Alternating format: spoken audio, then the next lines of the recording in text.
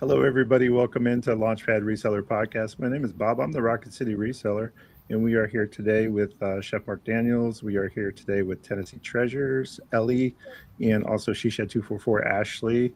And this is our final season of our final episode of season 1. And wow, what a whirlwind it has been.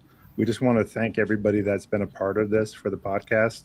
We have a little bit of a video that we're going to do on social media for season 1 for you guys to look at all the laughs and all the good times that we've had throughout the last 6 months. And what a way to finish it up. What a way to absolutely finish it up.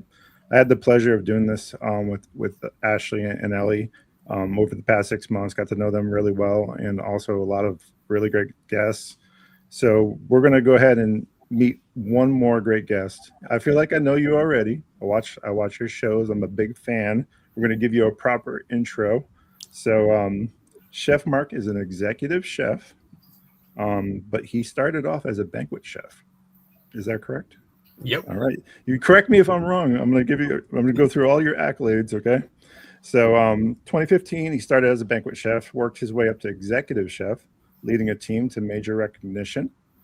City Business Best Independent Caterer, 8 years straight, 2017 through 2025. NACE Tasty Bites of the South, first place winner, 2017 and 2024. Winner of multiple culinary competitions, including Food Fight NOLA. He's from the great state of Louisiana, New Orleans. I don't know if I did that justice or not. You said it right. New Orleans. I'm trying, Chef. I'm trying. And then also, besides that, Crew de Pink, Death by Chocolate fundraiser is a part of that. He participates in ACFNO Best Chefs in Louisiana 2019 through 2024. Messina's also earned Best of the Knot and Wedding Wire Awards. So why all of those things are important is because, first and foremost, this is an executive and decorated chef who is a part of the community in the great state of Louisiana. And Louisiana has been through a lot of things over the course of the past few years, weather-wise, and the abiding by the culture and all the things that are happening down there. It's really super important. He's a stellar pillar in the community, and we wanted to recognize that, as well as recognize his ability to be a thrifter, reseller, businessman. We're going to get into all those details and how do you do both? How do you do everything at once? So we're going to go ahead and get into that. And I want to just thank you again for being a part of that. Thank you for allowing me the opportunity to blow a whistle that you should be blowing yourself. Yay! That's a lot. So welcome to the podcast, Chef. How are you? Thank you, guys. Yeah, doing great. Had a wet and soggy Monday here, but still snuck out and scored a jelly cat at lunchtime today. Made all of my gherkin peeps jealous. That's what I'm talking about. I'm going to find one today. Dang it. That's awesome. Chef, you have a natural ability to sniff out a jelly cat, I will say. There are a few people that are quite like that too. I know Cajun Reseller, and also you have the ability to do that. Johnny, Hustle to Resell, has an innate ability to do it. I've seen Lost in the Toil do it. All of Gherkin Nation, really, and you're a part of that nation, all of the resellers. So let's talk about chef thrifts, and if you want to talk about reselling and also chefing as well and how that works, we'll give you some time to tell about your story. Sure. So everything you've rattled off with the accomplishments and all has been with Messina since I moved back to New Orleans in 2015. I grew up in New Orleans, born and raised. Katrina was actually my senior year of high school. I was a senior, and it should have told me that I was going to go into cooking and helping people, because we were feeding people up until they closed the interstates. We were at one of my uncle's restaurants feeding state troopers and all that. I actually came back down before my family and stayed in a camper behind the restaurant feeding first responders and stuff like that. Went to college. I was going to be a vet. I just knew that's what I wanted to do my whole life. And then 2008 market collapse happened, and all the vets I was talking to were going bankrupt. I said, well, I'm not going to get a bunch of degrees to not be able to pay my bills. So I pivoted from wanting to save animals to cooking them. That's Are they going to be so delicious, Chef? Yeah. So finished with a culinary degree, was starting a master's, and my dad calls me and he said, we've been doing the live auctions. I grew up, my sister, my mom, my dad, and I, we were thrifted to survive, but we were always finding stuff to flip and redo and resell. And we were going to a local country auction. After Katrina, my parents ended up in Mississippi and I was up in Natchitoches at school. And my dad said, what do you think about opening an auction house? And he was having some health issues. And I said, I think it's a really good idea. So I moved down and we opened a weekly live auction. And I had the best auctioneer partner ever. We ran Friday nights at my auction, Saturday nights at his auction. Antiques, collectibles is where I learned Westmoreland and Fenton glass and, all the different collectible glasses, high-end Waterford crystal, different things like that was through the auction house over in Bay St. Louis, Mississippi. Unfortunately, my auctioneer passed away about 2 years into that. And it was one of those, it just took it out of us. Like him and I, from eating dinners together, going to Waffle House after the auction, waking up 2 hours later to go thrifting and garage selling and find stuff, just kind of lost that spark. So then I said, well, I got a culinary degree. I'd been cooking at a place during the day. Let me get back into cooking some more. Moved up into executive chef there, built a whole catering program, and then it was time to head back to New Orleans. And that puts us at 2015 when I came back in Messina's. Shout out to Chef Val, the real MVP. She's called me, your mom's freaking out. You're cooking at a bar at night. I said, I'm making $300 or $400 cooking hot dogs, homemade chili, and steak sandwiches. I was fine with it. She said, come help me for a weekend. And the 22nd made 11 years. I've been with Messina since that weekend. I came and never left. So That's a long time. Yeah. Right. That's a little bit on the culinary side. Yep. Yeah. That's so so there was always a balance between reselling and also chefing, sounds like. So what's your most favorite thing to do if you had to pick one? I love the hunt. I love going out. I love digging. This past weekend, we went, my daughter graduated Newton County, Georgia, Thursday night. Congrats. Yep. Going to Georgia Tech on a full ride. We're so lucky. But we spent the weekend up there. And one of the things we did was, let's go see Jag and Greg up in South Carolina. Let's go. Oh, fantastic. That's awesome. Oh, that's one of our big goals is all these people that are becoming family to us to travel around and get to see them. So, first one was in March. Meemaw for Grands on Whatnot. She's kind of adopted a bunch of us as her adopted grandkids. And I was out working with Chef Emerald with his foundation in Destin. And she's in that area. And she's like, well, if y'all wanted to meet for breakfast, we sat there for 3 hours, cutting up, talking like old friends. I'd never met her in life. She's my internet friend that my mom's told me, always be careful about meeting. We all grew up with that, right? Typical mom, yeah. Yep. Would she be wrong, though, It was such a boot. And walked up to Jag and Greg like we were old friends. The third booth we hit, Greg and I see all these little people and stuff like that. And we just hit it off with the lady. She has us digging in her storage. I'm, holding Greg up as he's climbing on boxes. We've never known each other except for cutting up over Whatnot and on text message. And you meet best friends like that doing this. Yeah. And that hunt, the meeting good people, meeting people similar to you, similar stories, and finding stuff. Something that I happen to know about because I've sold it before, I've moved it before, I've seen it before, and searching for those treasures. If I hit the lottery tomorrow, I'd still go thrift and hunt for stuff like that. Absolutely. Yes. Same. Okay, I have a question. Mm-hmm. You said that you, in this auction house, right, you're finding all of this crazy good, like Fenton and all this other stuff. So you started off as an everything seller. Are you still an everything seller? And how did you land on plush and toys? I wish I knew. Still an everything seller. That sounds right. I start with Whatnot was 3 years ago. My sister came up to me. We should sell on here. Because like I said, thrifting's a family thing. My sister is actually doing her birthday show tonight on Whatnot. So after we're done, I want to head over and see her. Heck yeah. New Orleans Lady Flips. Good job. Awesome. But my sister's on Whatnot. I'm on Whatnot. My mom's modding on Whatnot for us and starting to sell ephemera and cards and all. Thrifting's a family thing. So currently I'm on I can say all the sales sites here, right? Yeah, We got one absolutely. certain Yeah. platform. Yeah. You're free. The whole point of you being on, Chef, is we want to get the word out about you because we enjoy you and everybody else should be enjoying you as well. So I'm feel free. I'm on eBay with full eBay store, and I've neglected it over the last 6 months because I enjoy the personal of whatnot. I hate the shipping or whatnot, but I love the talking and cutting up and going live. So eBay, Mercari, Poshmark, Etsy. I'm on Facebook Marketplace. I have 3 booths in one antiques market and another booth in another city, both on the Gulf Coast area. And I do whatnot. So I kind of split the items based on where I'm selling. I started watching Bearded Thrifter. When I finally made the jump to do whatnot, I was modding for Bearded Thrifter. I found him on Facebook and we became friends. I started modding and I was buying stuff from him to resell in my booths because he wasn't getting those bigger crowds that he's getting now.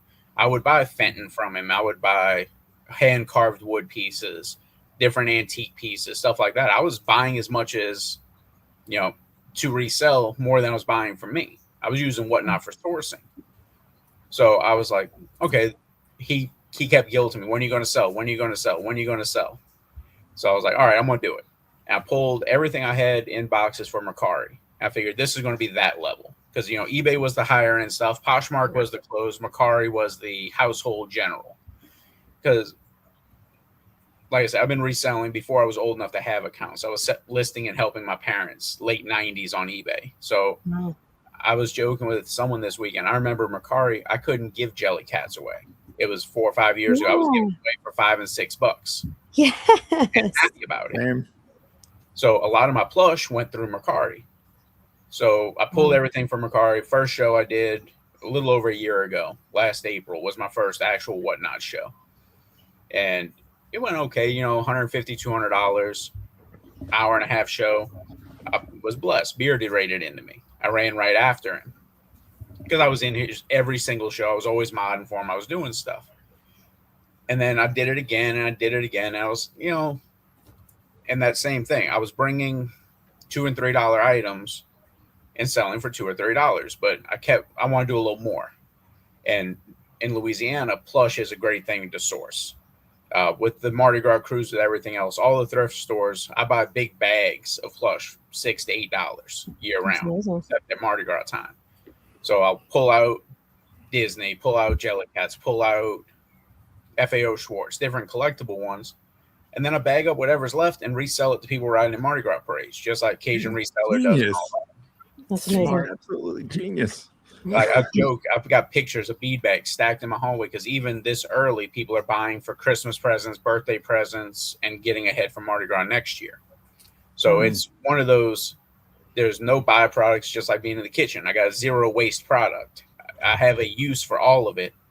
And I just started getting known as one of the plush guys because it is a female heavy category. So being the guy, being the one cutting up, being the borderline inappropriate, the one in a pickle costume with no pants on. And I've laughed at myself my whole life. Yeah. Having that kind of rapport boosted me up more than, everyone has the Mickey Mouse with the Disney stamp on the foot that you're trying to get $2 to $4 depending on. And with your repeat customers, they only can buy so many Mickey Mouse plush. You got to keep pushing and getting the new people coming in and just getting new eyes. So that's how I kind of ended up merging more toys and plush. My first Monday of the month show, we do our Big Deal Energy Raid Train. I do more of a garage sale type show. I'll have some glassware, some sterling silver. I do silver coins. I just picked up 2 lounge flies back there. I do more of the used lounge flies, so it's not $70, $100. You can get a lounge fly for $15, $20 in my show that are in good shape. That's awesome. Yep. So walk us through what it was like trying to build a presence on whatnot, or how's that been for you? Because I know that a lot of times people are like, well, it takes a while. Did you come with a presence to whatnot, or are you organically building that? So through modding, through being in shows, through being a buyer for more than a year before I ever sold, I had kind of a built-in group. And I've seen a lot of sellers do that. I hate social media. I'm learning more. I'm having to do more. It's not what I enjoy.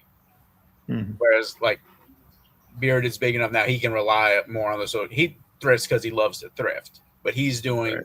reels and stuff like that because he wants to. In the beginning, he was doing it to drive more people. So I'm starting to do that. I think it's been a lot of organic, a lot of popping in shows, a lot of people.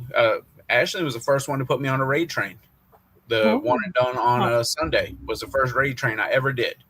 Wow. And just growing like that, I think on that train I bought 2 or 3 other people's boxes because I knew something I saw in it that I could flip and resell and do. So, Mark supported me. Let me go in his show and building that way. Sorry, y'all. My computer's about to die. All of that happened. Bob, Yeah. your lights weren't on. Your computer's about to die. You thought I didn't catch that. I mean, I don't know. Way to be relaxed I at was the like, end. Manic Mondays. I know. Trip right fall right at the end of the season. Yeah, Ash, I was saying, I think you were the first one to give me a shot on a raid train on one of your one and done on Sundays. I think that was the first raid train with I ever Racing did. Through Time. Really?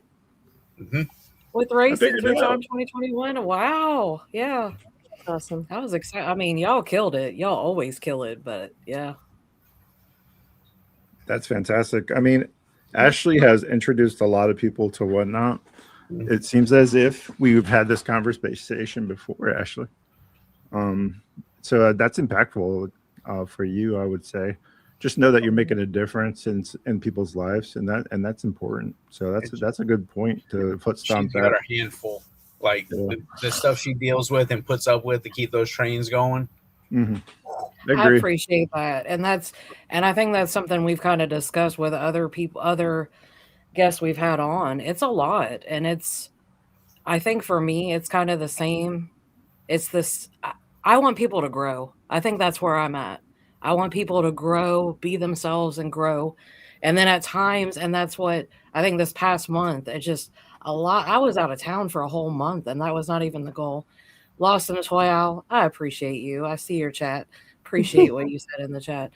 It's just, and I think that's kind of where I'm at is I'm trying to figure out the flow and I'm like, I can't to keep pumping them out. I'm like, slow it down. So I think that's kind of where I'm at. Slow it down a little bit. That's what we've done. And I'm blessed. I know you're doing a lot. You have people who help you, but you take on the lion's share of it with our Gherkin Nation group, with having Jag Resale, Emily Unleash, and Lost in the Toy Aisle. We have 2 main trains, and then we help Jag with her end of the month seller support and all that. Mm-hmm. The amount, like we had a guy go live during the Big Deal Energy a couple weeks ago, or Plush, and it froze. Whatnot froze. It shut his show down as they were about to take the raid. So we got in the chat, hey, you stay on, keep selling a little bit. I went live, did a gift card giveaway so he could reset. The amount of work behind the scenes of talking and communicating that I'm blessed we have 4 of us who can do it. And all the spouses are involved too. Colton's back with Emily helping. Jag and Greg are a team. I'm blessed with my wife, Kim. She does every step of this with me. That there's a bunch of us, like, because Greg's the one that caught it. Oh my God, his show didn't start. What are we going to do? All right. And then we pivoted and ran. But the amount of work it takes to put on a raid train, people have no clue. And to put on a good raid train. Correct. Yes. Correct. Chef, we're broadcasting over on Spotify. And one of the things we want to make people understand what we're talking about is we're talking about Whatnot. So I'm just going to explain that. And then I want you to give me Chef's Thrifts, Mark Daniels' version of what a raid train is and explain that for our listening audience on Spotify. Perfect. So I view raid trains different. Raid train is a group of people that are going to send their audience to each other. I view them as a great tool for building your audience. It's to get new eyes on you from another seller who has those eyes already. Because there's only so many times a buyer can buy from you unless they're reselling or turning stuff over. Some people view the raid train because they're newer, that this is going to be the most money I get in the next 3 months, which is great. And that's why we try and sprinkle seasoned and new sellers in our raid trains. Everyone has some audience they're bringing with them, and it's new eyes for all of us. But for some people, it's this is the cherry that I'm going to make a couple $100 on this raid train. I'm going to keep going and keep trying it. And other people that have a following and have people, yeah, it's great to make money, but I want to get new buyers. I want someone who's going to see me on that Saturday raid train and be in the next couple Monday shows because they got such a good deal from me. So there's a lot of different thoughts on what to get out of the raid train. I think both are helpful. I love making money. Like, that's what we're all doing this for. Yeah. But I use the hopefully. Yeah. If not, you're not doing it. But I want to get those new eyes. I want to get those buyers who, man, how did I live without Chef? How am I not watching every Monday night like a sitcom at 8:30 to see what goofy thing he's going to do? Yeah, must see Whatnot TV is what we're looking for, right? Back in the old days on Thursday, I've made that comment before about this podcast, which is kind of the same thing. It's kind of the same general idea, right? The idea is to grow this and be a community in practice. We've said it so many times over the past 6 months. We've talked to everybody from just starting out to people that are running multi-million-dollar businesses through reselling. So we've had the gamut on the podcast, and we've spoken to a lot of people, and it's always the same kind of vibe. You know, everybody's trying to or achieving what their goals because they want it more than they don't. And that's just it. Community over competition. There's plenty of buyers out there. Yeah. I've watched raid trains where they're worried about their spot. They're not talking. They're not doing anything. They're going to sell their thing and then they're done. Yeah. No. You got to be talking. You got to be cutting up. You got to be sharing. It's about building together.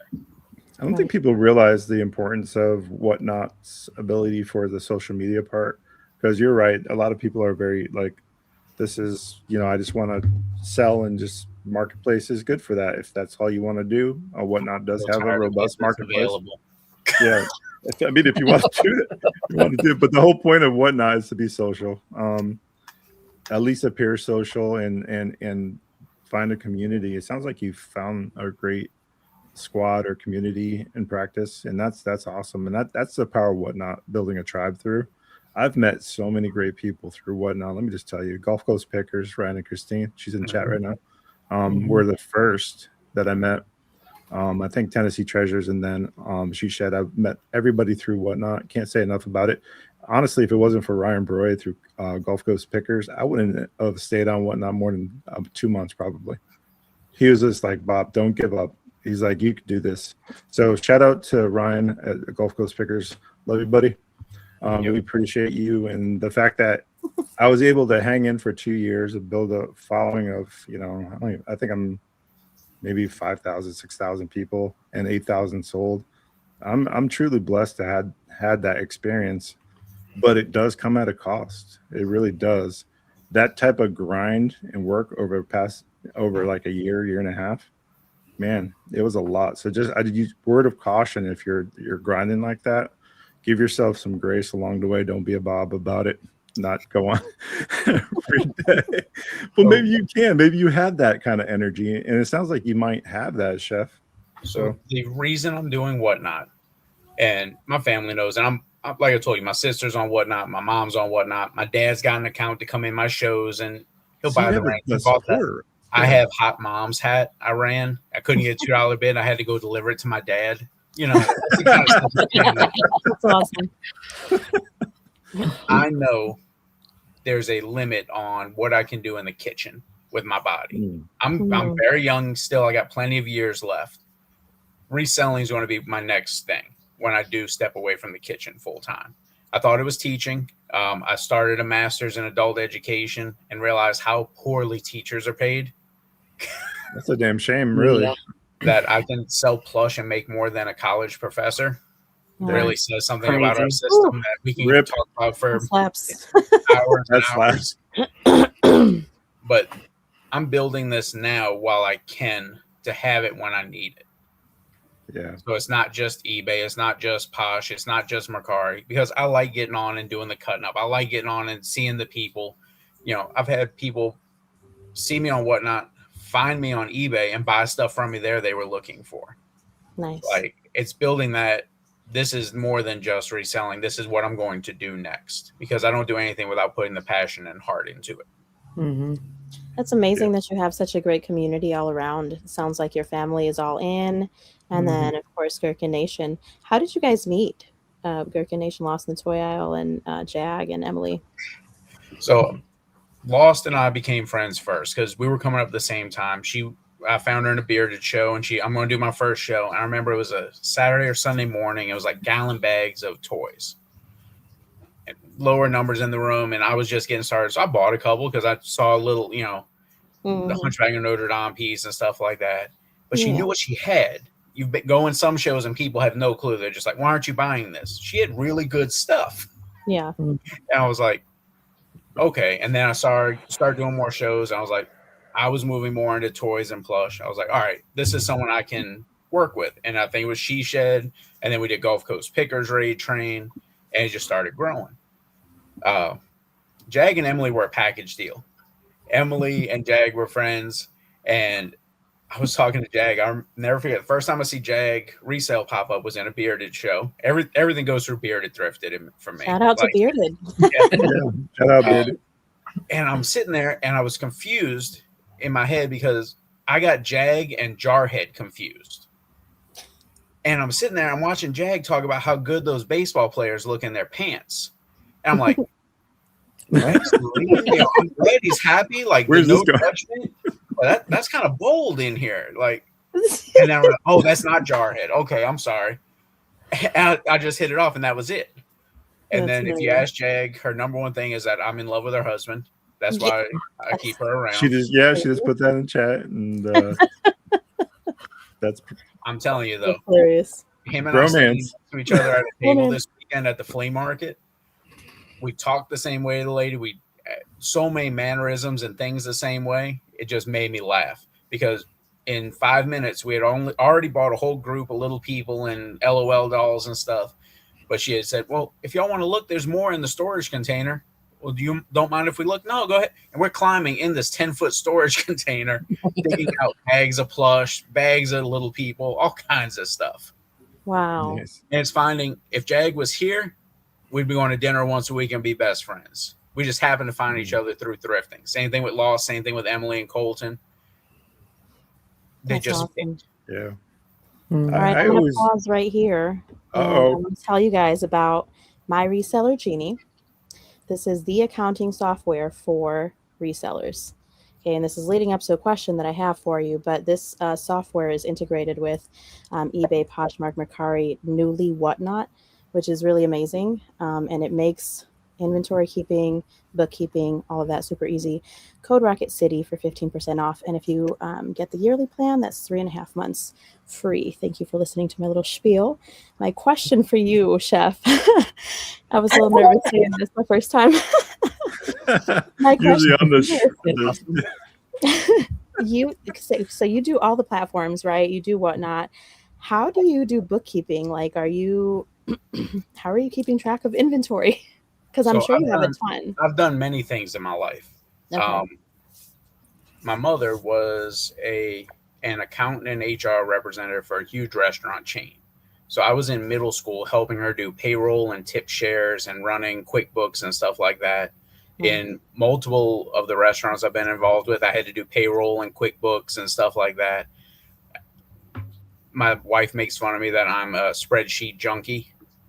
So I have an entire inventory system I built for all of my online stuff. Shelves are numbered, rows are numbered, bins are numbered with stuff for all of my reselling. All of my bookkeeping stuff, I have a whole spreadsheet I send back and forth with my accountant. Every business owner I talk to, find an accountant. Someone that just got out of school, someone that just got their CPA, find an accountant. We're not taught how to use the system. Mm-hmm. So I have a basic understanding of accounting. I do my own taxes. That's why I like to ask that question. My Reseller Genie just helps organize all of the things, but that's great. So you have an accountant that helps you with all of that because I have 3 or 4 LLCs across different other business ventures too. Okay. The amount of K1s and different deductions and things and how the part of the home office is set up and everything. I wish I knew that instead of You're on the next level. Like I wish I learned that in school. Yeah. Oh, that's awesome. I'll No, tell you what, you're spot on, man. They don't teach us the important stuff like accounting and bookkeeping and how to run a business and all the What a things real 28% credit card fee looks like at the end of a year versus, yeah. you know, if I how to had diagram a known in my sentence. younger years. Yeah. Yes, so true. A lot of that stuff goes into what I try to teach my kids in homeschooling. I have a 9 and 10-year-old, so they're not there yet. But like my about to be 15-year-old, these are the kind of things that and she doesn't homeschool with me. She's like, no, mom, I'm going to school. But So my nephews are homeschooled. My sister, once again, shout out Diane. yeah, And they both mod for her whatnot. One of them runs the computer for her. They get a Wow. bit of money for it. They've learned about what to thrift. They came and spent a weekend with me and earned jelly cats so they could sell them let's because go. they wanted to sort plush and do stuff.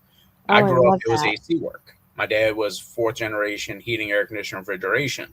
So I was 12 years old carrying a toolbox. Let's go.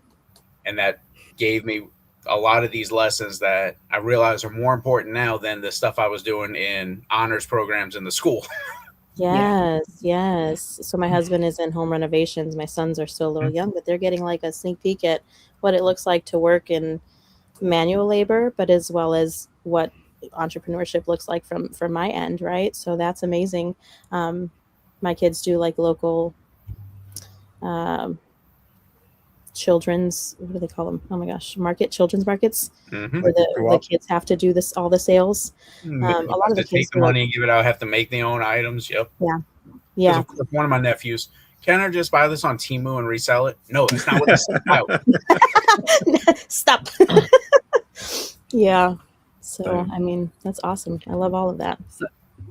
Emily said, can she get paid in jelly cats? And I'm like, hey, if you want to throw some jelly cats, I mean, if you keep finding them. She talks a big game. I'm sending pictures out today from the thrift store. I sent the picture as big avocado I got today, and it was loose. It was $3. I send it, and Emily's like, no, you have too many. I said, okay, I left it. Don't worry about it. I'm sorry. I left it at the thrift store because I have too many for you, Emily. That's funny. No bueno. I'll tell you what, it's definitely an interesting road that you've been on for everything that you've got going on. The fact that you can manage all that time management. Tell us about some of the skills that for a new person coming into reselling, because we do get a lot of people that are new to reselling on this podcast. What would your best advice be for someone coming in, knowing time management wise? Knowing the other time it's going to take. I spend more time shipping than I do sourcing, cleaning, setting up, and running a show for individual items. Wow. And then all of the parameters you don't realize. I said, I've sold Even on with eBay plush 20 stuff? years. Huh? Even in the plush category, you spend more time shipping than everything? Because my average show is 100 to 125 items, and it's mixed plush and toys and some other stuff. And even though I'm averaging 20 or so buyers, I always have that one that's 30 items, 32 items. Yeah. If I just put in one big box, thanks to Whatnot shipping, it's $68. Right. So, okay, nothing can be over 18 inches. It's got to fit into these sizes. And then, all right, how do you break it down? Because I sold on eBay. I sold everything from model boats that were 5 feet long to air conditioner, refrigeration parts. I'm like, shipping, that's nothing. No, it's its own animal on Whatnot. Yeah, Whatnot is different. Everything I knew about shipping out the window. Well, they've gotten a little bit more strict about shipping, and this is probably a good time to talk about that. Yeah. If you're new to Whatnot, or if you're not new to Whatnot and you've had shipping concerns, it's gotten more intriguing for sure. And I'm not exactly sure what the background about it is, but it sounds like maybe people were not being as straightforward with their shipping. Possibly. A lot of what I've read and what I've talked to people, the Whatnot was absorbing if it got caught after your post office accepted it. So if it hit a different hub and it's, you put the wrong label, you did this. Sometimes the buyer would get a bill, but other times Whatnot would eat the difference from the post office. Right. So if you go back, you can see, like since I've been on Whatnot, I had 4 items that had to have adjustments. 4 out of 5,000, I feel pretty good.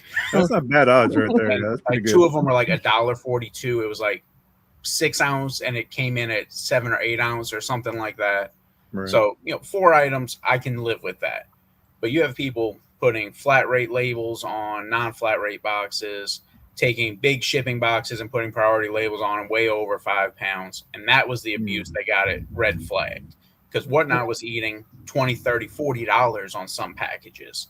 And some of it went to the buyers. Like I got one I bought from a new seller I was trying to support. And I bought 2 little figures, a little fish in a chef hat and a Cheshire cat.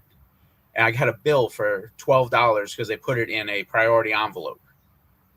Dang. Even though they charged $4. They really need to go back to the onboarding and doing like some sort of at least basic shipping class to get onto Whatnot, because it's crazy. So I messaged the buyer, hey, I paid it, you're new, oh yeah, I don't want to do this anymore. I'm getting off Whatnot. Good luck. Hope you get your stuff. And blocked me. Oh wow. One less. I went. Well, I mean, thanks. I wonder if this is gonna. Well, if we talk about maybe it being a swamp in that regard, I wonder if this will clear the swamp a little bit of those people that are doing that. Perhaps maybe that's the point of this, without them having to worry about shadow banning or worrying about if they meet a certain criteria. Now there's at least a metric they could say, okay, you did this thing and you're not doing it right. Now you can go. The first time you get a bunch of bills from Whatnot and you find out these overages, if you don't, I got a 22-inch box the other day. I only bought this for, $30, $40. But it got here. There was nothing on the box. I went, man, I can't live like that.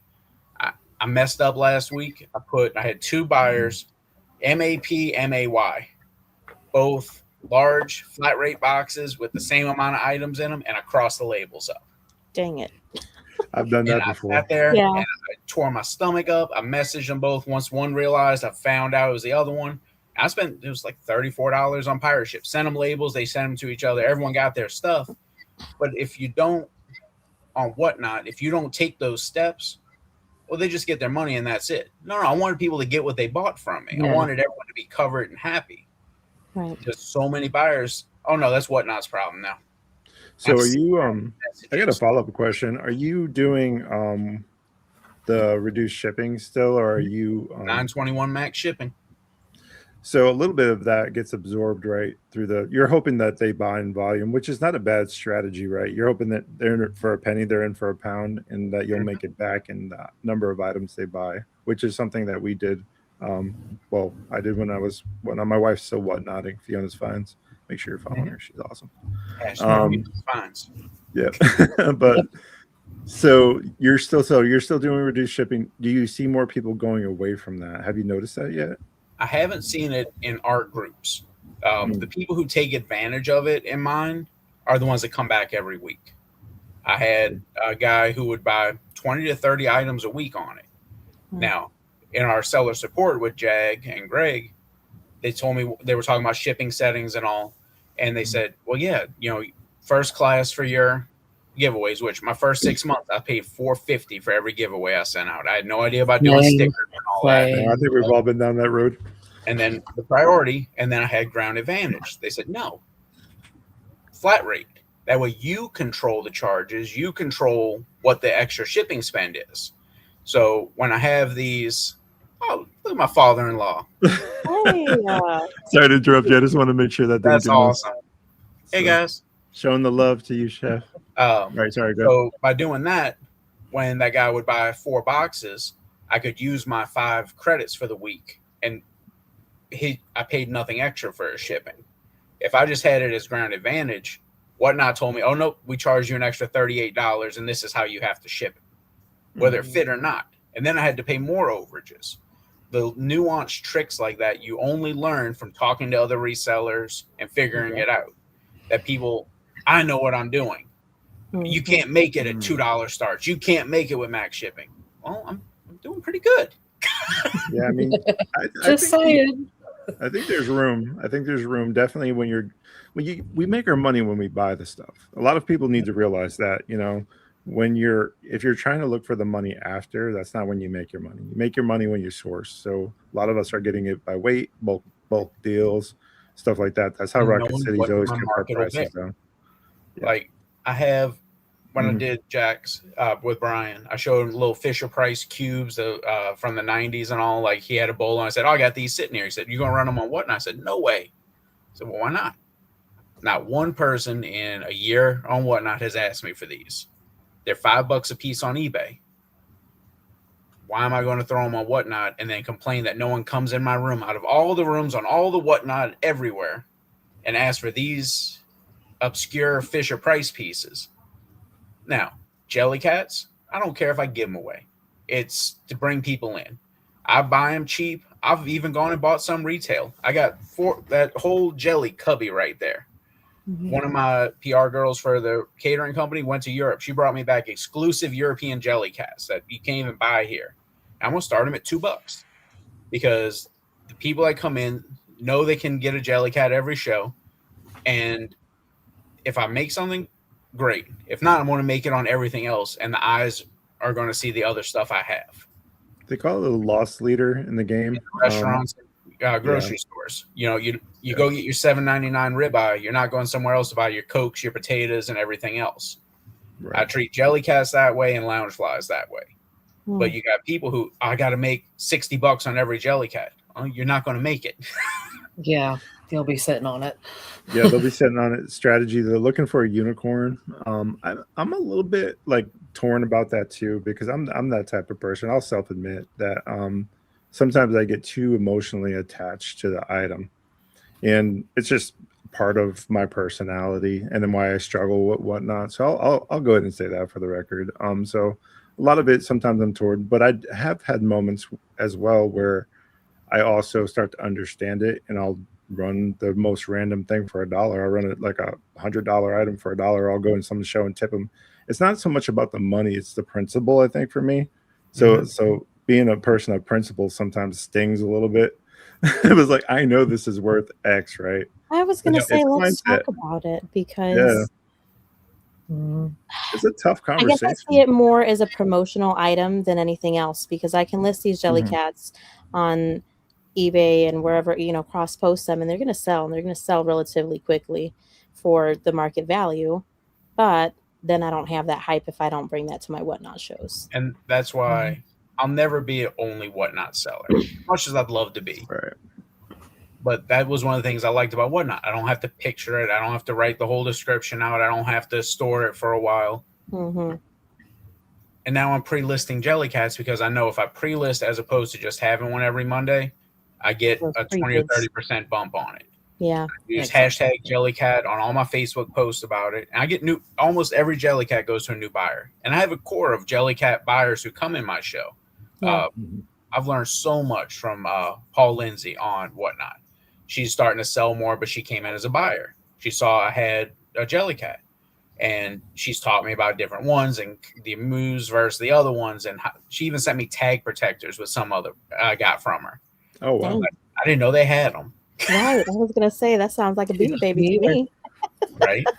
But I know. Yeah. This is 2026. My dad and I resell a lot is appliance parts. I'm not going to run appliance parts on Whatnot. I know I can get the money for those elsewhere. Mm-hmm. Right. Yeah. I mean, so that that's makes sense. how I break it up.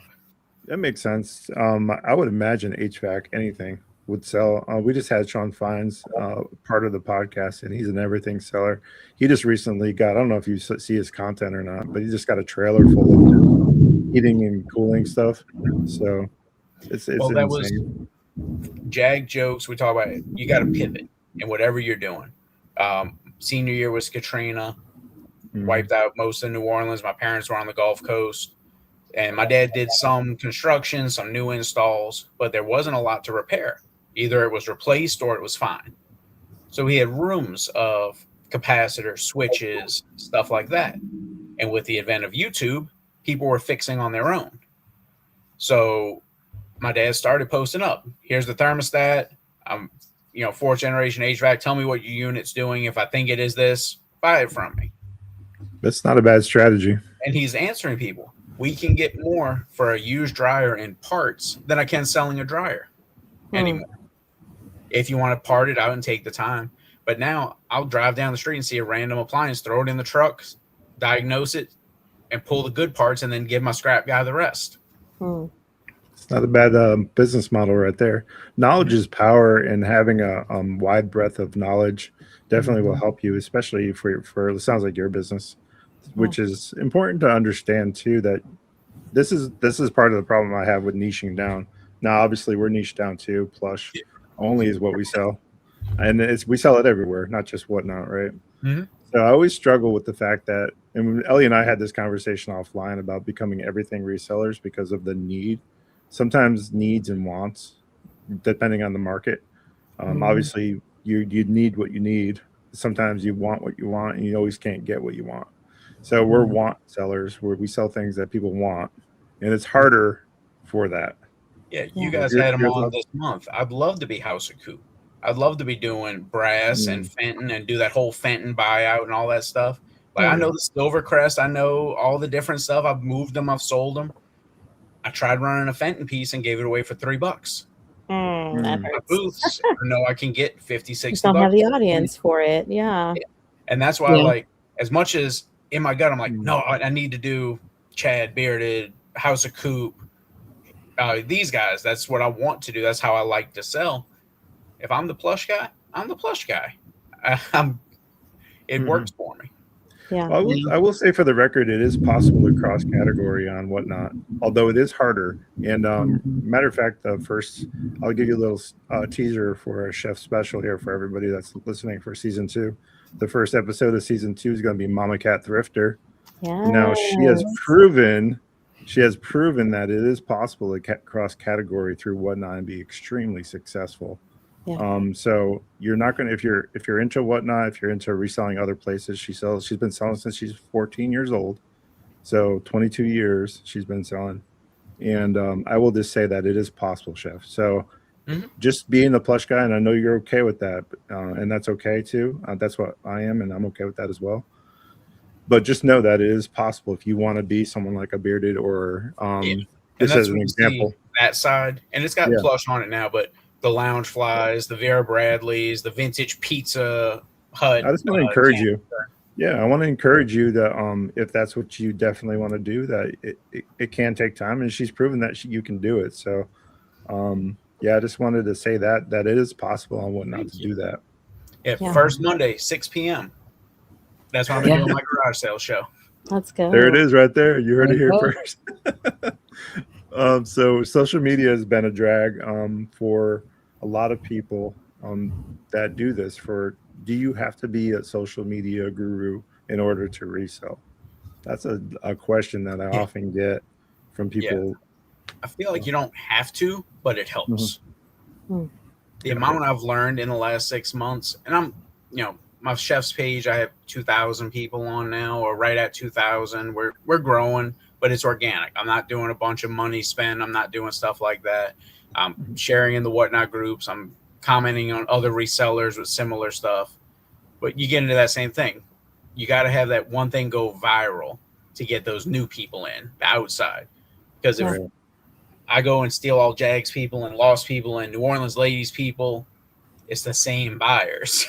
Yeah. Which is great. Yeah. And restaurants, you call it the 80-20 rule. 80% of your business comes from 20% of your customers. There's only so many Mickey Mouse Plus you can sell them. That's a good point. It becomes an echo chamber at that point. You're just kind of spinning your wheels. That's the part of raid trains that's a little bit more attractive to me. I'm not a huge fan of raid trains because the limited time. If it starts getting hot, usually right near the end for some reason. I'm not exactly sure why that always is, but maybe it's maybe it's like the anticipation of you having to move on that kind of lights a fire under people. Oh, I need to get what I want now before they get out of here. But I don't know. What are your thoughts on that? So for all you resellers, one of the reasons I tell people you got to do raid trains, limited shipping. I could go and do a 2 or 3 hour show 3 or 4 days a week. But if I do that raid train with Gulf Coast that every other Wednesday and it's a 1 hour, I know I'm going to I hit 93 items the Wednesday before I left on my trip. And I had to pack them all right after the show because we were leaving Thursday morning, which was my own mistake. But if I run on 1 hour or a 30-minute or even a 15 on some, it's a very limited back end time because I can only run this long. And during the show, you get a feel. Y'all have all done live. All right, this is moving or it's not. I'll do the sudden death plus. Let's go. 5 seconds, run it. When I want to get it going a little bit more. But if you don't, you can limit it down to 20 or 30 items and you're getting new eyes. Mm-hmm. So that's the appeal of why I still jump on a bunch of these raid trains I've done since I was a brand new seller, because I like the people involved. I like the hosts. Shout out Cheese Shed, Gulf Coast Clippers.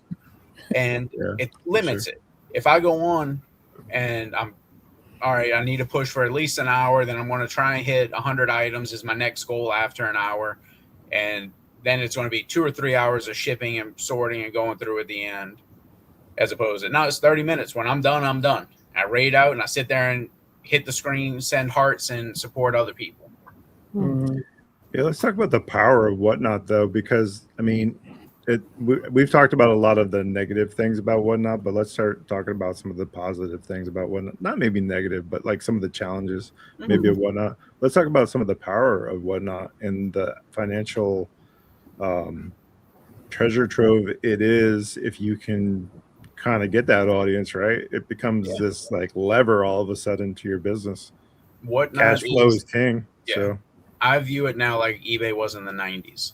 Live selling is the next thing. That's why eBay is incorporating. That's why Whatnot's growing. That's why all these things. And Gary, what's his last name? I can't remember. The big influencer has been talking about it for a year. Gary V. Yeah. That this is the next thing. And that's another reason why I decided to do it. Because, I could picture each item, put it on eBay, let it sit and all. And I don't think eBay is going anywhere. Right. But this is the next trendy thing with buying. People want to be entertained, want to see it, want to have that interaction, want to have that little bit of excitement. That's why I told you, if you got to get $20 for everything you're running, go to eBay. No offense. You're not going to do it here. People want to get a deal, and they have to at least have it seen that they could get a deal at some point. If you're sitting there, no, everything's a $20 start, and I'm not going to run anything until I know I got 30 people in the room. Why are you doing it? You're trying to make Whatnot work for you instead of you working in what Whatnot is. You have about 3 seconds to grab someone's attention on social media, and Whatnot being a social media reselling platform, you have about that to gain their attention as well. And I want to encourage people that are having shows and they don't see people in their room, just know that they have the ability to look at your show from the outside in. And so that you need to keep on going, and whatever that looks like, and push through that. I had a mentor in Ryan Broy, Gulf Coast Pickers, to encourage me. I want you to find yourself a mentor to do that as well, and reach out to even just, you never know what someone's going to say. If you were to reach out to myself, Ellie, Shed, Mark, anybody, and just say, hey, listen, I'm struggling here. Any advice? You'd be 9 times out of 10, I bet you would be surprised by the Whatnot community telling you, this is my advice, even going so far as doing private shows. Ruth Ann, 4-season picker, she's mentored many people, and I've done private shows and went through the process with them to encourage them and bolster their selling. So Whatnot can be that for you. You just got to be comfortable enough to ask. And a mentor who's going to be honest with you. Yes. In our group, I've told Lost, Jag, and Emily, I don't like this. I don't think this is what I would do. And we talk, when we talk about our raid trains and how we're bringing people, we got to be honest and talk. If it's my sister, if it's my mom, if it's your cousin, I don't care. We got to talk like business and find a mentor who's not going to try and bill you at the end. That's a big thing. I'm saying more and more on Whatnot that's bothering me. I'm not calling out names, not saying anything, because everyone does it their own way. But there's people who you can ask for advice, and there's people who are going to take money from you, tell you they're going to set you up, and then screw you over and walk away. Yeah. There's plenty of honest people on here who want to help you and want to see everyone succeed. Community over competition. That's what it needs to be. And if you can't build it on that, you're not in with the right people. For my 3rd week selling it. Beard, what do you think about my post? Your pictures suck. You need to update your title because they don't know what you're actually selling. Lost. Tip.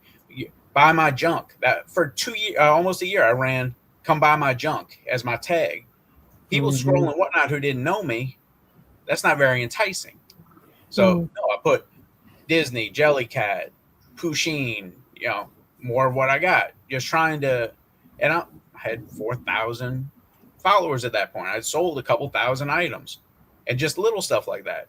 What your picture looks like, what your tagline says, like what your fine print says. Do you have no returns, no cancellations? Do you have check all items as you're running it? What does your actual listing picture look like? All these little things that you don't think are that important, but to someone new that you got 3 seconds for, it's huge. Yeah, absolutely. I want you to give your take on the folks that I see a lot of this. I'm in a lot of social media groups online that I had my first show today. It was terrible. I'm going to give up. What would your best advice be for those folks that are expecting immediate success and encouragement? I always ask, what did you do besides just going live? Whenever anyone says, I went live, okay, well, what did you do? Did you get on social media? Did you get in the reselling groups? Did you message someone on whatnot? Did you tell your family sign up and make accounts so you had some people in your room? Did you have your spouse have on different accounts, sit over there and hit the stars, hearts in the middle of the page? I don't promote shill bidding. I did live auctions. You got your ass beat or went to jail if you did that. So there's a line, but there's no reason you can't stack your room. You stack the deck. You have good pictures. You have good promotion. You talk to people. You cannot expect Whatnot to do all the work for you. Whatnot makes a commission. The better you sell, the more Whatnot supports you. They get everyone at the beginning. Here's your money back. Here's a bunch of eyes. And then you got to build it. It's not. It's active sales versus passive sales. If you want to do passive sales, go to eBay. Half the people I talk to when they lay out all their stuff to me about Whatnot, you really should look at eBay more. You want to get top dollar. You can't look at a month overview like a food cost in a restaurant. A lot of my stuff goes back and forth to restaurants. You can't run food costs by the day in a restaurant. You get a rainy day, you get a graduation, food numbers go up and down. That's why you do food costs by a month, a quarter, a year. If I sold this and I made $2, but I sold this and I lost $1, so I can't sell this anymore. No, it's got to balance. And Whatnot's not this magic thing that's going to promote for you and drive everyone to you and do all this. You have to work it too and use the tools they give you. Yeah, that's great advice. I think a lot of people. Yeah, that's solid. I want to encourage you to get on social media more if you have time. I know your time is limited, but a lot of what you're saying needs to be heard and by other people. There's not enough people, I think, saying what is actually real, because I think people just want followers and likes, so they give them what they want, not tell them about the real, gritty part of reselling, which is my content, which is why it's not growing as fast. So we tell them that this is the real, the actual, the factual. This is what reselling looks like. It is absolute controlled chaos all the time. This is, but also this is what it can do for you and your family. I work harder outside the kitchen doing reselling for less money, but I enjoy it. I enjoy going to the thrift store with my family, with my whole family. My mother-in-law is reselling on eBay. Kim goes with me. The kids go with me. The nephews. We had a comment in chat. Sorry to interrupt you. I just wanted to highlight this because this is everything right here. Gulf Coast Pickers 941 says, yes, a lot of people think being on a raid train is going to make them better, but you got to do the work. That's what makes you better. Say it for the ones in the back. Say it for the ones. You go on a raid train and you got 50 new eyes on you, which is good numbers in our category. If you got a 50-person show, you think of the bigger, higher in our categories, 80 to 100. We hit 112 on my Plus Raid train last month on a random Saturday. But if they come to that and they go to your normal Tuesday show and you're flat and you're tired and you don't want to be there and you're not running anything because there's not enough people here, you wasted all that time on the raid train building a following. And is true. any of the ones who've met me on here will tell you, this is exactly how I am at home. This is how I am in person. This is how I am in the kitchen.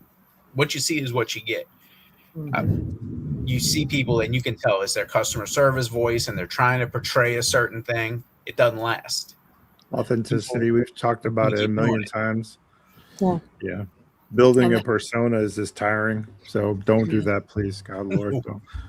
I wanted to highlight Emily Unleashed said in chat, network. You cannot expect things to happen for you if you don't put in the work. When I first found Whatnot, I was on different people's shows. Like I started in home decor and I was like, okay, this is going to be great. I don't have to put in my booth. I can sell it fast on here. It took a while to build that up. And I'm like you, Chef. I don't know how I wound up in the plush and toy category, but here we are. I still think all my shows are in the garage sale category. I don't think I ever changed it to the plush category. I think I still run all my shows from the garage sale category. Wow. Wow.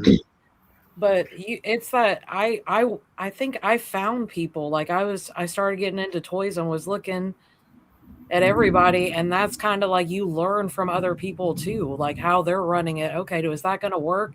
Like there's different things I tried that I was like, some things for me, and it goes back to you have to do what's going to work for you. Some people will just go, I have this item, or here, what do y'all want to see? And sometimes y'all know that when people are in your room, sometimes they're like, it's like they're the kid in class that they don't want to be called on, that they're not going to respond. So you have to keep that momentum going. Something will sit on the shelf because no one asked for it, and I just keep going over it. And I'm like, let me take it. And it sells. Mm-hmm. And Lost, Emily, my sister, everyone will call me out when I was, what are y'all looking for? When I, like during Jazz Fest, I was working 15-hour days and I didn't want to give up my Monday show. I didn't do any extra raid trains. I didn't add anything, but both Mondays of Jazz Fest, I got on and did my Monday night show. And I was exhausted. That's tough right there. And they could tell. And one was stupid busy, of course, because I didn't want to ship it. And the other one was slow because it's Whatnot. It happens. And I'm sitting there. I finally lean on. All right, guys, what are y'all looking for? Just tell me what you want me to run. I can't do this anymore. That's so real, though. That is real. That slaps in so many ways. I've been there so many times. Yeah, everyone's had shows like that where because if we didn't push through shows like that, we wouldn't be here now talking about it. The ones who say, no, I'm too tired, I'm not doing it, or, oh, yeah, I know, but I'd rather go do this tonight, they're not here anymore. I can't tell you the amount of people I've bought from over the last year who aren't on Whatnot now. And there's people filling in behind them. It's not like there's a lack of sellers. Oh, they'll forget you in a minute. That's the thing about what pretty much anything. What have you done for me lately, right? The old saying. Yeah. So that's why I've always had that existential moment about taking the pause. I'm not really sure I'll come back to Whatnot, and that's okay.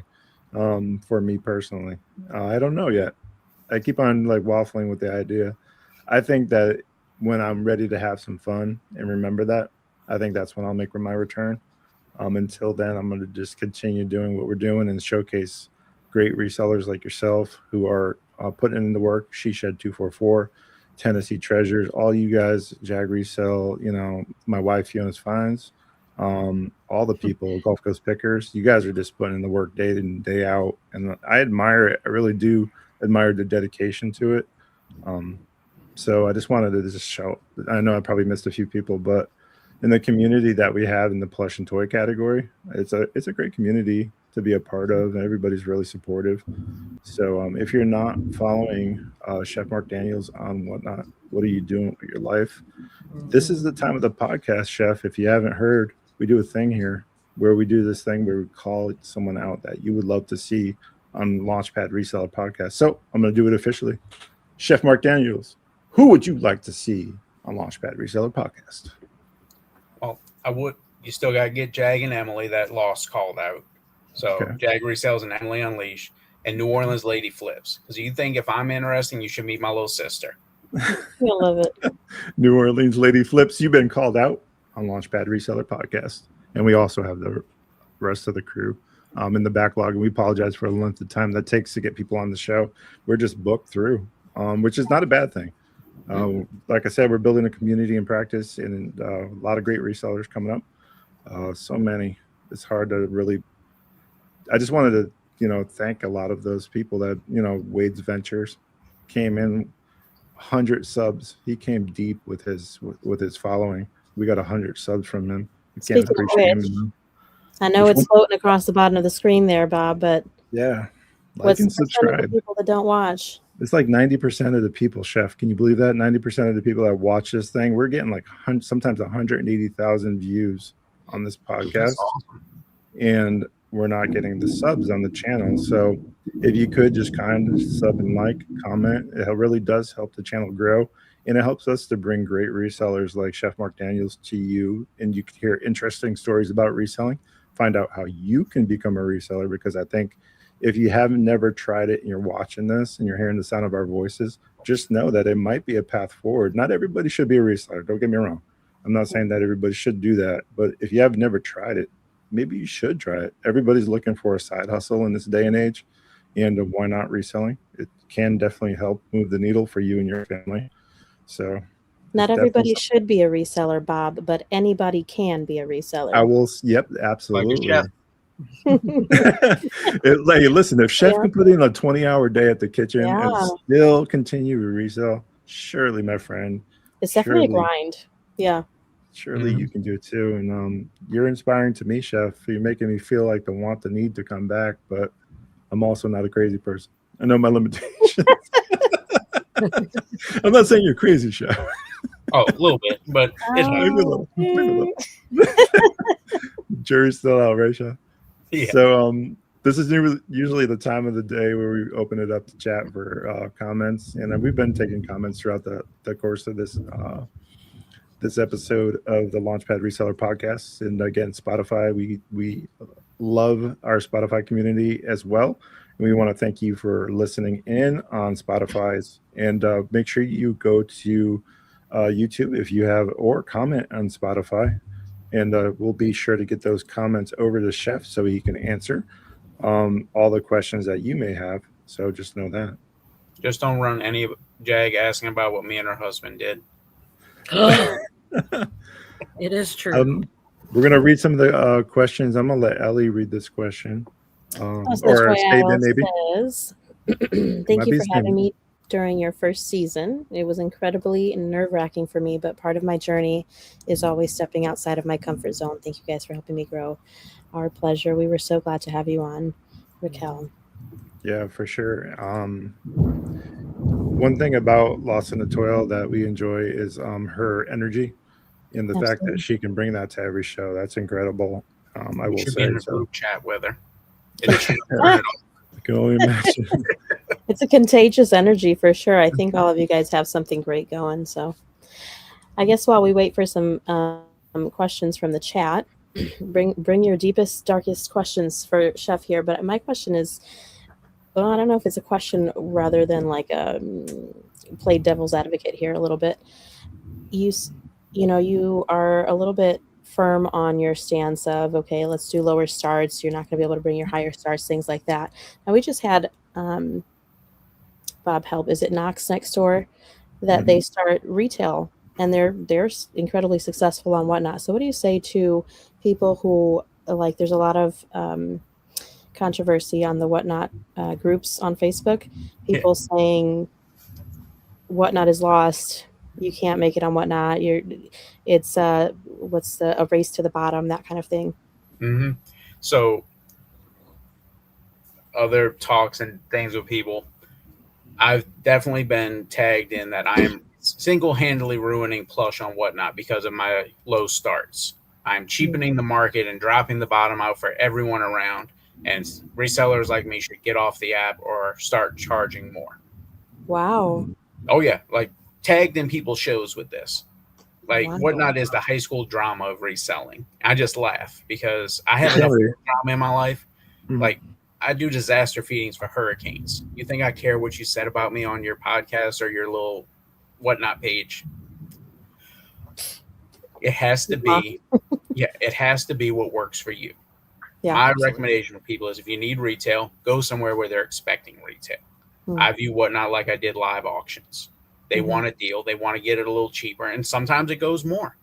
My only things I don't bring on Whatnot are usually very niche items, very like small group. Like I said, those play school pieces, or like I have that Lizzie McGuire bag that sat up there because I can't figure out how to ship it on Whatnot. I need to come pick that up from you. I see right? it. Yeah, now you see it. I'm so glad she made a comeback, by the way. Hillary Duff but OG. It works for me to do the lower stars because I'm also buying it. Like Bob said, you make your money when you buy it. I can go out all day and spend $100 on stuff and say, I got to sell it for $400. Or I can go out and find deals and find the stuff at the right price and pivot, change, all right, these aren't selling. So I'm not going to put glassware on Whatnot. I'm going to do this. And then later on, I don't want to ship glassware on Whatnot. Maybe I do want to sell more plush. Yeah. I will say plush is one of those things that are easy to ship. But do you ever feel like Dexter or a serial killer, like shoving plush in a box or putting them in a bag and squeezing the air out? Like, yeah, one time Unleash go with packing tape and bags one time. Like, it was scary. Yeah, we have these big. We had one time sold a big peep, one of those big peeps, and we had folded this thing down, put it in an air saver bag, did all the things to try to get into that like cubic feet or cubic inches that we were talking about, right? So doing all those things, we put it in the box. It's sealed up. It's barely holding on for its last breath. Wake up the next morning to go to the post office. Can of biscuits. Oh, no. It was like, oh my goodness, what just happened? But to actually answer, instead of all the theory and thought behind it, no matter what you got to get for it, run it. There's so many people on here say, oh, I got to get $10 to start it. And they don't never run it at $10. They'll sit there and stare at you and wait for you to beg them to run it for $10. Whatever you got to get for it, run it. You can't sell it if you don't run it. Yeah, Corey Mannix said it best, run that shit. He wrote a book, right? Yes. If you touch it, run it. Shoot. You touch it, run it. Touch it, run it. That's our rules. I like that one a lot better. Yeah, touch it, run it. Yeah, Corey Mannix is an interesting guy. Hopefully someday we can get him on the podcast. You never know. But Chef, what do you think, Corey Mannix? On the call him out right now. No, I'm kidding. Yeah, I'm just kidding. We already did the call out. I wish he had more aftercare for his people. Yeah. I think they need a lot more than here you go. Here's a bunch of buyers. Good luck. I think there needs to be more follow through and support than that. I bought Power Ranger Zords from Tennessee here. Let's You did. Okay, let me read the question. Gulf Coast Picker says, have you ever found something from your childhood and kept it? I got a Red Dragon Zord, and she did not want to run it that night, and I knew she didn't want to. It was on a raid train. I think it was the Nostalgia train. Yeah. And she said, I got to have 30 for it. I said, run it. And I bought it for $30, and it's sitting on my private collection. Let me tell you what. That sucker has been sitting on my shelf for like a year and a half. So, and I found it at the bin. So, yeah, that's awesome. I'll collect a few Power Ranger things. All Dogs Go to Heaven was one of my favorite cartoons growing up. So I got a bunch of PVCs I've gotten and stuff like that. And Snoopies. All right, here's another question from Lost in the Toy Aisle. What is your favorite funny memory from Whatnot? I got yelled at by my mom during the Jazz Fest show. I had a Miss Rachel doll. I couldn't get $2. I grabbed another Miss Rachel doll, and I said, we got Miss Rachel and Miss Rachel action here. Buy them both for $2. And I got a text from my mom. Did you just say Miss Rachel and Miss Rachel action on live? Sorry, that's Mom. A pow Chef. That's the most. That's Miss Rachel. Mom's like, I know I raised you better than that. Are any of y'all in my birthday show or see any of the stuff? Jag sent us our telegram that they found a guy in New Orleans that would show up in a full hot dog costume to sing opera to me and tell me happy birthday with balloons in the middle of me running a show. The post of it, but I didn't see the live. I saw the post of it afterwards. That's hilarious. It's, trying to get people in and do stuff. So the joke was how naked I was going to be. So I go live in a full tuxedo from my wedding. So I'm selling in a tuxedo, which was a bad move to start with. I'm starting to lose clothes as we're going. Yeah. And then the doorbell rings, and they had messaged Kim, said he has to go to the door. I'm like, I'm selling. I'm holding up a lounge fly, which I ended up selling twice because I didn't know it ran before I went outside. Oh, really? Yeah. So they get me to the door, and it's a singing wiener telegram telling me happy birthday. Yeah. Oh no! I suppose it could have been a pickle. Opera, like, and he was a ham. He wouldn't stop. I'm like, all right, thank you. Let me get back. No, I have more songs. No. Oh, I'll come in with you. No, you're good. You should have. Had him on Whatnot. He was like, I'm getting a new audience. He was ecstatic to be on live. That's hilarious. Oh, that's wow. fantastic. That's actually not a bad idea. There you go, Chef, for your Don't next get any show. ideas. I'm gonna call him up. Send you singing wieners. Hey, I need you to stop by Shishat's house. She's broke. She won't know it. It's all good. She'll never know. Oh my god. So no, I heard. She heard. She's just frozen. So Ashley, do you have questions? Even though we know you're frozen with a smile on your face. Do you have any questions for Mark? I think we lost her. Maybe we did lose her. Yeah. Yep, we did finally lose her. Well, I know that she and you have been in partnership many times for many Ray Trains and have had awesome relationships with her as well. And she's back. We'll let her ask her questions if we can get one out of her. Her internet is killing her tonight, y'all. We apologize. Hey, well, I don't know if you can hear this.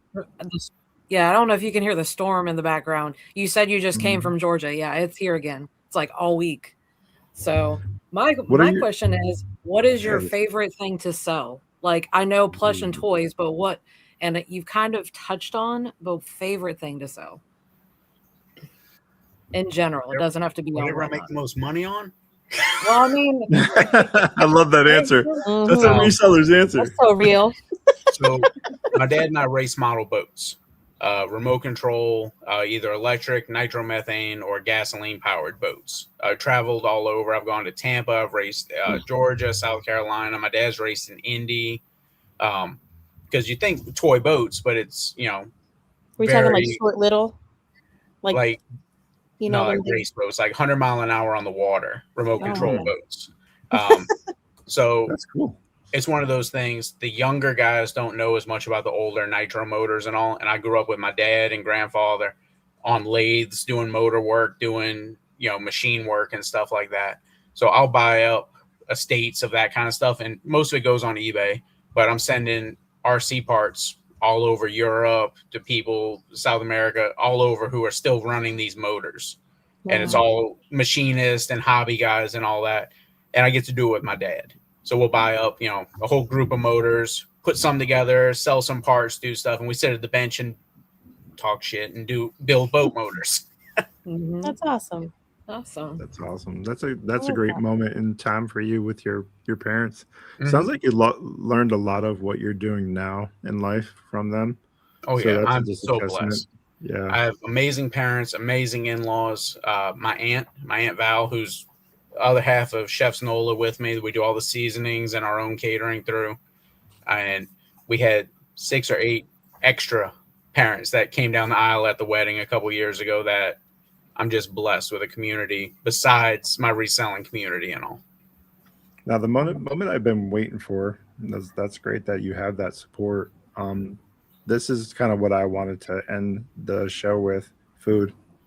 Let's talk about it. Now, I know that thrifting is your passion and the thrill of the hunt and all that stuff. What's your favorite thing to eat, Chef? Ribeye. If I had a last meal, it'd be a open grill, flame cooked ribeye. The way the fat caramelizes, and all it needs is a little salt, pepper, garlic. Yeah, I've had fillets, I've had Wagyu, I've had porterhouses. There's not much I haven't tried. I've eaten all the weird organ meats of different animals, stuff. Ribeye is it. If you could not cook one thing ever again, what would that thing be? Breakfast. I hate getting up at 2 a.m. for big breakfast orders because we do catering. So if we're feeding a couple hundred people breakfast between 6 and 7 a.m. means we're going to work at 1 or 2 a.m. Dang. Wow. That slaps. that slaps. Yeah. That's our You know what only- my thoughts were? This is so like random, and this is where my ADHD brain goes. I'm like, what if we had a meetup and Chef catered? Ooh. That's what my You're mind not went. the first reseller to ask me that. Really? Chef is just like, I want to go have fun too, y'all. I don't want to be stuck in the kitchen. Right. Working. I'm fine showing off for a meal. After that, you're on your own. Yeah. At least as long as it's not breakfast, apparently, right? Yeah, right. Yeah. Let me sleep in. Yeah, let poor Chef sleep. I don't know. Do you sleep, Chef? I don't. It doesn't sound A like you little do bit. much of that. Whenever my pit bull lets me have enough of the bed. I have a little rescue pit, and Oh. we were Oh, joking awesome. because we were gone for 4 days. She has been attached. I can hear her whining in the bedroom with my wife now because she's not sitting under my feet while we're doing this. Oh. We're gonna have Ashley read this next one. If she's still there, she might be frozen. crud. She's having it. Yeah. Ask him about the hamburger helper. So we're sitting there trying to pick where to go eat with Jag and Greg, and they're like, "Well, eat whenever." I'm sitting with someone and it's like, "Let's go pick a restaurant." Well, you're a chef. I'm like, one of my go-to comfort foods is my mom making me cheeseburger, hamburger helper. Do not do anything I don't cook tastes 10 times better than already. Mm-hmm. So I tell people, and it's true. Like my nephews didn't know they could have hamburger helper, except on nights I would come over. My sister would make it, and they'd be like, "Oh, Funkel's coming over," because I'm Funkel to them. Nice. The fun uncle? Is that what that is? Okay, I like that. I love it. I mean, there's something to be said about love, right? The love of doing something. You could taste it in food. I don't care what Oh, people yeah. say. If you don't love what you're doing, it just My doesn't wife hit the was so same. nervous to cook for me the first time, and she's an amazing cook. Oh, Like I love it when she cooks, and she's like, "Oh no, you're a chef. I just cook. It's amazing."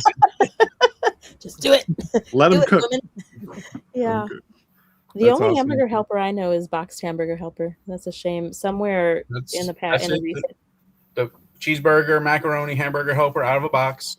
Cook it off the doesn't do ground it meat. for me a little anymore. bit I of milk. tried it recently, and it was not like they changed the recipe or something. I And don't see, know. people want to add cheese to it. Want to do it? Nope. I just want hamburger helper. I agree, Ellie. That some of this stuff is like doesn't feel the same anymore. It's like, It doesn't. yeah, Like I used to love it, and I tried it recently, and I was like, "What the heck is this? What is this? I need a homemade version." yeah, for sure. My wife makes beef stroganoff for our son all the time. It's his favorite. In a while, So that's what she does for I have a him. Hispanic husband, Mexican, right? So like, I don't get a lot of those American dishes. Like, he whines at spaghetti, so Oh, does he really? It's not we make spicy enough. tamales and pupusas over here, but it's so labor intensive. Like, dang. Yeah. I want pupusas. You're cooking. Everybody a head whole over to day Ellie's. there. I make a mean rose con pollo, and I do a Mm. ropa vea that's really good too. Oh, yum! Y'all making me hungry. I could sit here and talk about food all the time, but Yes. we also want to make sure that we thank you for your time, Chef. We appreciate you Yes, being a part of thank the you. Launchpad Reseller Podcast. Man, what an absolute journey it's been in season one. We appreciate everybody that's been a part of this. If you're hearing the sound of our voices, Spotify, I don't care where you are, Facebook, YouTube, Instagram, we've TikTok now. We're pretty much everywhere. Make sure you're following the channel. Make sure liking, subscribing, following along the journey, because it's just going to get that much better. As we grow as a community, we are in partnership. We're networking with each other. We're growing your businesses. We're doing all the things. So can't encourage you enough. If you want to be on the Launchpad Reseller Podcast, all you have to do is ask, and you'd be surprised what my answer will be. So I don't care if you've been selling for 20 minutes, like I said in the intro, or 20 years, we will have you on Launchpad Reseller Podcast, and I truly mean that. So be sure to ask and you shall receive. So we want to hear about your story in reselling, whether you just got started, whether you've been doing it for forever. Just kind of reach out to us and we'll let you know exactly when we can get you on. And I remember what I said, there's a backlog, and I apologize about that, but we'll definitely see what we can do. Chef, what an absolute honor and tribute it was to have you on a Memorial Day. I just want to take a minute here to remember those who served that didn't come home. I served myself, and I had a lot of friends that didn't come back. So I just want to take that moment to just kind of remember the meaning of that, and also to just kind of remember it's a long journey for a lot of us that were in the service for that. So I can't say that enough. And I'm going to stop there before I get all emotional on y'all. So be sure you're following, liking, subscribing. And until the next time, remember, if you can't not be good at it. We'll catch you on the next episode of Launchpad Reseller Podcast.